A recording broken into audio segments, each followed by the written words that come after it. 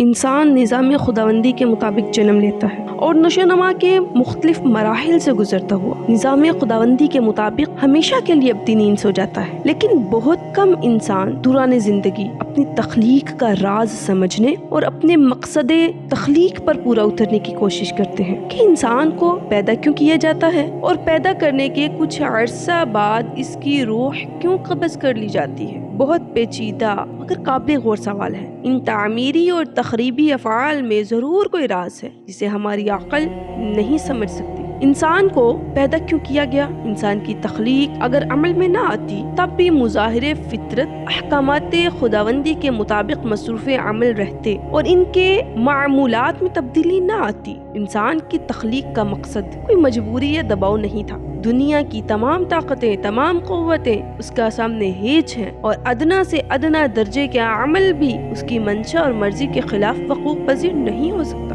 انسان کی عدم تخلیق کی صورت میں بھی اللہ تعالی رب ہوتا، زمین آسمان کا مالک ہوتا اور کائنات کے تمام نظاموں کی کنجیاں اسی کے پاس ہوتی۔ اسے ہماری ذات، ہماری وفاؤں، ہماری عبادتوں کی قطعاً کوئی ضرورت نہیں۔ اس کے ہر عمل، ہر فعل میں ہماری منفعت پوشیدہ ہے۔ زمین و آسمان کی تخلیق میں، سورج، چاند اور ستاروں کی تخلیق میں، بحر و بر، شجر و حجر کی تخلیق میں، نباتات و جمادات کی تخلیق میں ہمارے لیے فائدے ہیں، یہاں تک کہ انسان جو اس کاریگری کی سب سے بہترین کاریگری کا شاہکار ہے، اس کی تخلیق میں بھی انسان ہی کا فائدہ ہے۔ اللہ تعالیٰ نے انسان کو ایک ذمہ دار ہستی پیدا کیا ہے اور اس کی تخلیق ایک خاص مقصد کے لیے عمل میں آئی ہے۔ قرآن پاک اللہ تعالیٰ کی طرف سے ہدایت و رحمت کا پیش خیمہ ہے، لیکن یہ ہدایت و رحمت انہی کو عطا ہوتی ہے جو مقصد حیات کا احاطہ کرنے کی کوشش کرتے ہیں، مگر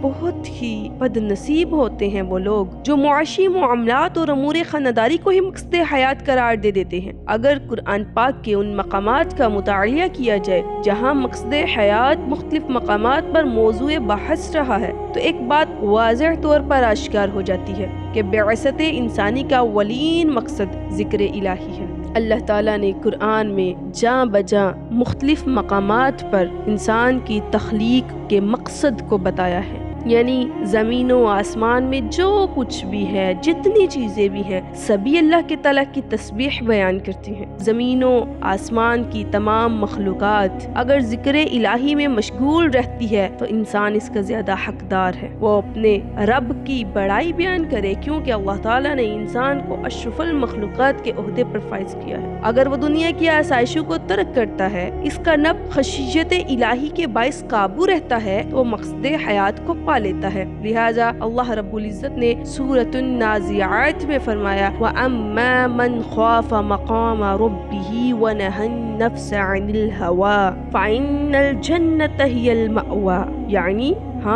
جو شخص اپنے رب کے سامنے کھڑے ہونے سے ڈرتا رہا ہوگا، اپنے نفس کی خواہش سے رکا ہوگا، اس نے اپنے نفس کو خواہشات سے روکا ہوگا تو اس کا ٹھکانہ جنت ہے۔ جس نے تنہائی و محفل میں، ظاہر و باطن میں، دن و رات میں اپنے دل کو ذکر الہی سے منور رکھا، وہ اپنے رب کا مقرب ہو گیا، اور جس نے دنیا کی دوڑ دھوپ میں اپنے اصل مقصد حیات کو پس پشت ڈال دیا تو اس نے بہت گھاٹے کا سودا کر لیا۔ اسی طرح اللہ رب العزت سورہ اعلیٰ میں فرماتے ہیں آج انسان کامیابی کے پیچھے بھاگ کے اپنا آپ کھوئے بیٹھے ہیں، دن بھی مصروف عمل، رات بھی مصروف عمل، لیکن پھر بھی کامیابی ملی تو ایک لیمیٹڈ وقت کے لیے۔ لیکن اللہ تعالیٰ نے اصول بیان فرمایا، اللہ تعالیٰ نے بتایا قرآن پاک میں سورہ اعلیٰ میں قد افلح من تزکا وذکر اسم ربہ فصلی بل تؤثرون الحیاۃ الدنیا والآخرۃ خیر وابقی۔ اللہ تعالیٰ نے فرمایا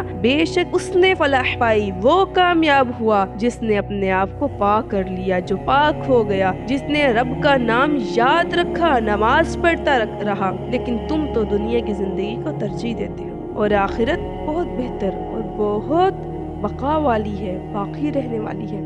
اگر اللہ رب العزت چاہتے تو تمام نفوس کو، تمام جانوں کو اختیار دے دیتے کہ سب کے سب اللہ تعالیٰ کی بندگی کریں، لیکن اللہ تعالیٰ نے ایسا نہیں کیا، کیونکہ یہ دنیا دارالعمل ہے۔ اگر یہاں آزمائش نہ ہوتی تو زندگی کا مقصد ہی کیا ہوتا؟ پھر تو فرشتے ہی کافی تھے اپنے رب کی بڑائی بیان کرنے کو۔ لہٰذا ایمان کا تعلق عمل سے بھی ہے، کیونکہ اچھا عمل ہی ایمان کو بڑھاتا ہے اور برا عمل اسے پستی میں دھکیل دیتا ہے۔ اللہ رب العزت نے قرآن پاک میں سورہ ملک میں فرمایا، تبارک الذی بیدہ الملک وہو علی کل شیء قدیر الذی خلق الموت والحیات۔ اللہ تعالیٰ وہ ذات پاک ہے، خلق الموت، جس نے موت کو تخلیق کیا